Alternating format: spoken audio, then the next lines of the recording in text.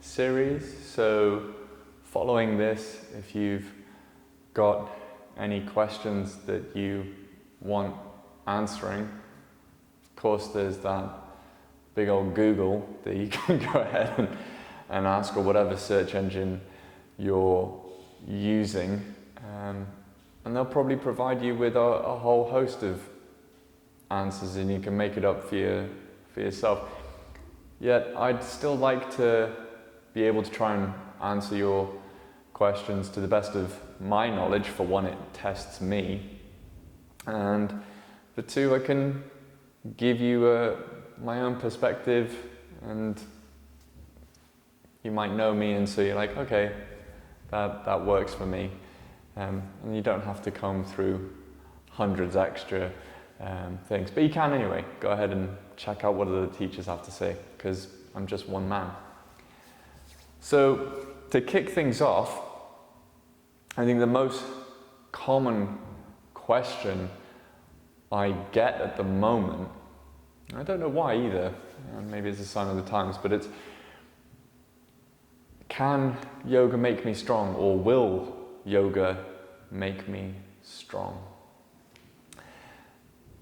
And there's a really short answer, which from my humble opinion is yes, and we could leave it at that, okay? Yet I'm pretty sure that you want to hear a little bit more information divulged. So I'll answer that question a little bit with another question. What is your definition of strength? How are you categorizing that? Is it purely physical? Is that why you're asking me? Is it a deeper health question? You know, not just how much can I lift or push? You know, is it going to make my heart better? Is it going to make my endurance increase? You know, is it that kind of health? Or is it a psychological and a mental one? Is it going to solve my maledictions? You know? Now those are deeper questions that maybe I can't really answer in full, because who's to say what yoga practices are going to help, what mental health issues and stuff. I can only speak from my own personal experience, and will in future videos, but not in this one, because this is answering that question. Will yoga make me strong? So yes, but first figure out how you're defining it, and then if it is the purely physical, I can say yes in that it's going to make you isometrically strong, so quite stable to a degree. It's going to make you mobile, so it's, you know, that ability to perform a task from a range of high motion, you know, and perform with strength. You know, so it's going to improve those to a degree. You can become very passively flexible in yoga. I guess that's a kind of strength to a degree, able to push your body to those edges and not just snap. So it will give you that kind of stable isometric strength, and you can get some power from it. Those of you who do power yoga for one, or you know, there's Ashtanga yoga, a lot of the more modern vinyasa styles, a lot of them come off the back of Swedish gymnastics for these modern asana practices.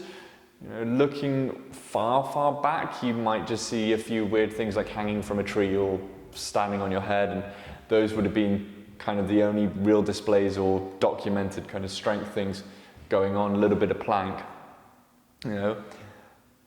So you can get a little bit of power, you can get a little bit of isometric strength, and you can get, you know, that gymnastics quality of being able to do handstands. So if you're defining that as strength, as being able to do these, you know, pretty things with your body, then yes, it's definitely going to get you that.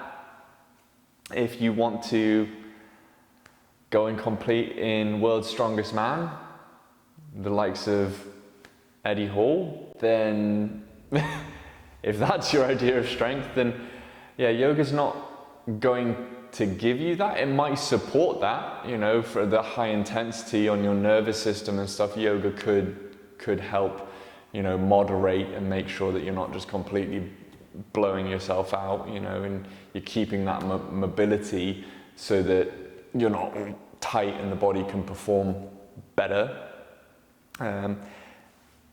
If you're wanting to, you know, climb like Shauna Coxey or Akio Noguchi and people like that, then yeah, again, yoga's only going to really, or asana, I should say, is only really going to support. You know, it's not going to get that because it's a specific thing in itself. So it can only ever support other things around it. If that's defining your strength, is how much you can lift, then, you know, that's not what yoga is in a holistic way. Maybe, you know, and even in the asana, there's not a lot of pulling or lifting. There's a lot of pressing, you know, and lifting the body in a sense. So core, very stable, core is strong. So that's it. How are you defining strength? And when you have that answer, then you can know as to whether or not yoga is going to give you the strength that you're looking for in that sense. From a mental aspect, the breathing, the routine of it, the chanting, you know, the meditation, 100% turned my life around, you know, has given me a great deal of motivation, of purpose, you know. So it can give you that mental resilience to endeavor and get through a lot of the tough times, you know, especially now, you know, that side of yoga, which I consider is the yoga, all the physical stuff is to support that. So it will give you physical strength to a degree. It might not be the kind of strength that you're fundamentally going for as total, but it's going to give you something, and it's a good baseline for people who are just getting into some sort of fitness. It's a great way to start, you know, make everything stable, make everything balanced, you know, and then you can go into your higher ranges of motion and explosive power. So it's great in that sense. So, long story short, yoga will make you strong, holistically strong. But you might need to take on some other stuff if you've got a dream of running an Ironman or, you know, climbing to the top of Mount Everest, then, you know, probably going to need to adopt some other practices. But in my humble belief, yes, it will give you strength. Thanks for listening, everyone, and I look forward to seeing you in the next video.